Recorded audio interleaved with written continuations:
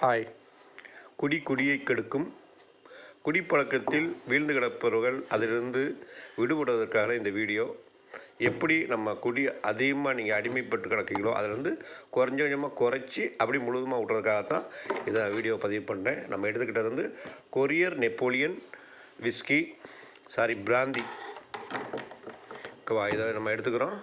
நல்ல ஒரு கோப்பைங்கிறது வந்து நீங்கள் வந்து பிளாஸ்டிக் கிளாஸு சில்வர் கிளாஸில் குடிக்கிறதெல்லாம் விட்டுட்டு ஒரு நல்ல கோப்பை, அதாவது பீங்கான் கோப்பையை எடுத்துக்கோங்க. அதில் வந்து நீங்கள் ஒரு 30 ml மட்டும், நிறையா குடிக்கக்கூடாதுங்கிறதுக்காக தான் இந்த வீடியோவேவும்.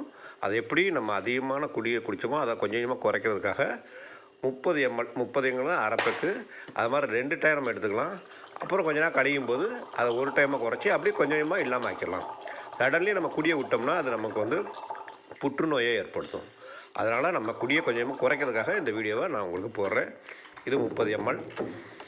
இது கூட நான் வந்து ஒரு ஆரஞ்சு, ஏன்னா நீங்கள் நிறையா குடிச்சிருக்கீங்க பார்த்தீங்களா, அந்த குடியை குறைக்கிறதுக்கு, அதாவது போதை உங்களுக்கு அதிகம் தேவை இருக்கிறதுக்காக இந்த ஒரு ஆரஞ்சு இதில் நம்ம பிழிஞ்சு விட்டுக்குவோம்.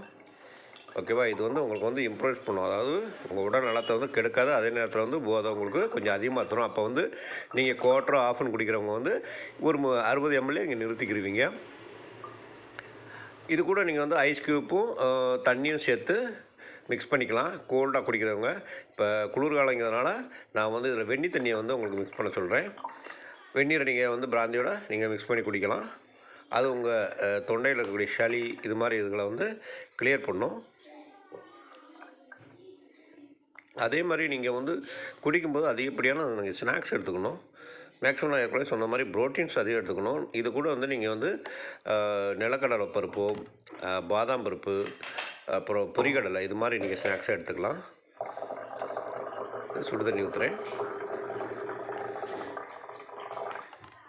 அதே மாதிரி குடித்த பிறகு நீங்கள் இந்த ஸ்நாக்ஸ்லாம் எடுத்து சாப்பிட்ட பிறகு அப்படியே நீங்கள் இல்லாமல் நல்லா சாப்பிட்டுட்டு நீங்கள் வந்து தூக்கத்துக்கு உறங்கத்துக்கு போகணும். வெளியே சுற்றுறதை அவாய்ட் பண்ணணும்.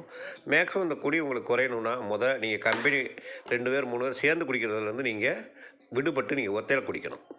அப்போவே நீங்கள் வந்து குடியை விட ஆரம்பிச்சிட்டிங்கன்னு அர்த்தம். தேங்க்யூ.